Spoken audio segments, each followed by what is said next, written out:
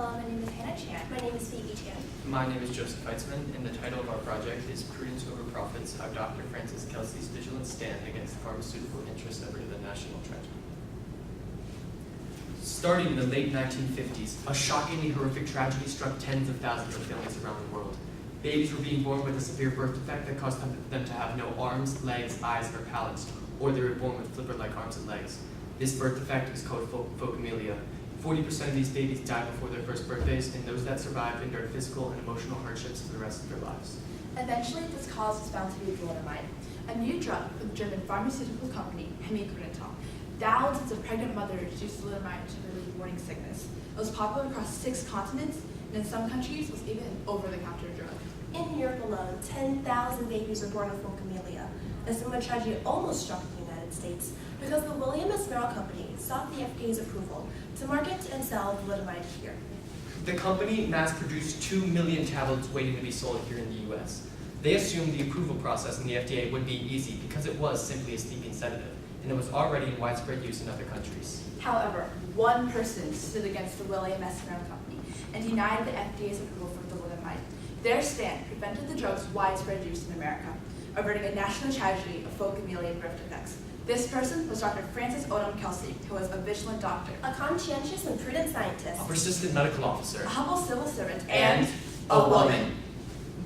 In August of 1960, Dr. Kelsey accepted a job at the FDA for evaluating applications for licenses to market new drugs. Her first application was from the William S. Merrill Company for the drug thalidomide. She had 60 days to review the application, or else thalidomide would be approved automatically. Dr. Kelsey, what's the status of the thalidomide application? The 6-day review window is almost up. None of the claims made in this application are supported with real clinical evidence, Dr. Smith. What did the chemist say? As the chemist said, that there are deficiencies in the details of the manufacturing process and methods used to determine the identity, strength, and purity of thalidomide. What about the pharmacologist? The pharmacologist said that the chronic toxicity data is unfinished, with no information on the safety of thalidomide being used for extended periods of time. This is a very peculiar drug. These lab results show that the subjects did not fall asleep when administered thalidomide, but this is supposed to be a sleeping sedative. There are too many unanswered questions, and the safety is indefinite, or not to be approved in this application. All right. Notify the William S. Merrill Company that they would not approve thalidomide. January 9th, 1961. Hello, Dr. Kelsey. I am Dr. Joseph Murray, representing the William S. Merrill Company. Why did you deny our application for thalidomide? All 3 reviewers found deficiencies in the information provided to us about your drug. Your application requires more information. Look, Dr. Kelsey, thalidomide is quite popular in Europe. It is a miracle drug that can cure many different diseases and health issues. The FDA needs to simply and quickly approve thalidomide so that the American public can experience the wonderful benefits of this product. Your drug is new to the FDA as well as the United States. Therefore, we cannot approve it until we're given more information. In your application, none of the claims you made were supported with real clinical evidence, because your studies are more in the nature of testimonials, rather than well-executed, well-designed studies. But thalidomide is already in widespread use in European countries. Why are you opposing the reviews and approvals of doctors there? We're not in Europe, and Europe does not have a regulatory agency like the FDA. Therefore, thalidomide was put on the market without a formal review. The FDA will not approve your application until we're given more information. Fine, we'll provide you with more information. On February 23rd, 1961, Dr. Kelsey wrote the letters to Dr. Murray, stating that the additional information provided was still insufficient. Also, she pointed out that a letter written by Dr. Leslie Florence in the British Medical Journal raised questions about the link between thalidomide and peripheral nephritis, which is very painful tingling in the arms and feet.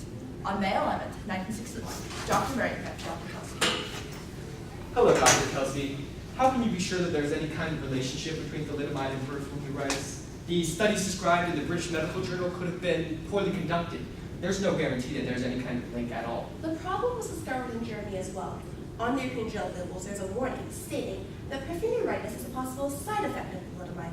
But there's no mention of this at all in your application. Why is that? The William S. Merrill Company chooses not to comment on any speculated link. This just furthers my belief that your research is inadequate. Our research is perfectly adequate. Why don't you go back to the kitchen where you belong, Mrs. Kelsey?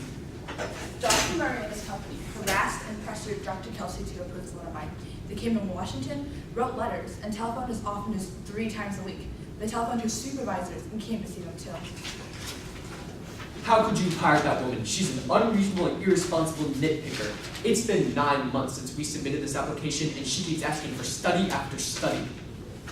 How can you support her stance? What does a woman know about the field of medicine? Dr. Kelsey wrote a letter to Dr. Murray, questioning the fetal effects of thalidomide. Dr. Murray, what is the effect of using thalidomide during pregnancy? According to my previous related research, a newborn or fetus cannot process drugs the same way as an adult does, because they lack a mature enzyme in the liver system. Also, the placenta is not a drug barrier. Drugs will still reach the fetus. When you give a drug to a pregnant woman, you're exposing, in fact, two people to the drug, the mother and the child. What studies have you conducted regarding the effects of thalidomide during pregnancy? Please provide the research, data, and findings. Dr. Francis Kelsey. In response, the William S. Merrill Company conducted a study on 81 mothers in their third trimester, concluding that thalidomide made their pregnancies more comfortable. Dr. Kelsey found the study insufficient because it was not conducted during the first trimester, when most pregnant mothers would take thalidomide for morning sickness. It was later revealed in the legal suit that the study was entirely fabricated.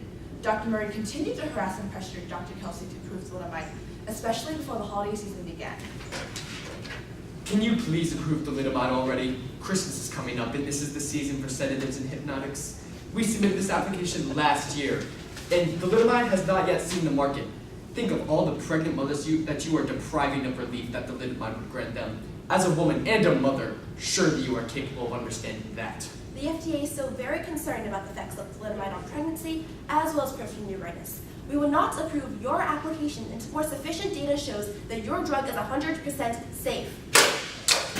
On November 29, 1961, the German drug company that invented thalidomide reported a link between their drug and pharmaceuticals, just as Dr. Kelsey suspected.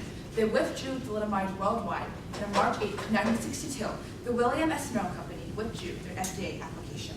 This discovery in Europe took 4.5 years, devastating thousands of families. If thalidomide was approved within the original 60 days, then it would have been made available to American mothers for 19 months, resulting in an estimated 10,000 American babies with folkamelia. Thanks to Dr. Kelsey's firm and vigilant stand against approving thalidomide, only 18 babies were born with folkamelia here in the U.S. These cases were caused by thalidomide that was obtained abroad, or by thalidomide that was obtained in the test sample sent out by the William S. Merrill Company. After this incident, the FDA realized that the drug approval process needed amendment. From this point on, the FDA has followed the 1962 Kefauver-Harris Amendment in place of the 1938 Food, Drug, and Cosmetic Act. The FDA also created a new branch to test and regulate new drugs, which Dr. Francis Kelsey is placed as the head of. The Kefauver-Harris amendments require drug manufacturers to prove not only a drug's effectiveness, but also its safety, plus report any serious side effects. Evident will be based on adequate and well-controlled clinical studies conducted by licensed experts. Drug advertisements must include accurate data about side effects, and the FDA now has at least 180 days instead of 60 days to review an application. These new changes were implemented directly because of the work of Dr. Kelsey. In addition, European countries created new regulatory systems similar to the FDA because of this incident. Before her death on August 7, 2015, Dr. Kelsey was recognized as a national hero and earned many awards, including the President's Award for Distinguished Federal Civilian Service. Her stand against the William S. Merrill Company was a major factor in rewriting and strengthening the FDA's drug evaluation process. She also overcame societal prejudices against women in medical and scientific fields, opening the way for more women to work in FDA, which is now a gender-equal workplace. We must remember what Dr. Francis Kelsey stood for and her diligence. Her persistence and vigilance saved thousands of American families from the heartbreaking and tragic effects of thalidomide. We must remember the hardships and adversity she's faced to keep the American public safe. We must continue to honor her legacy. Thank Thank you. you.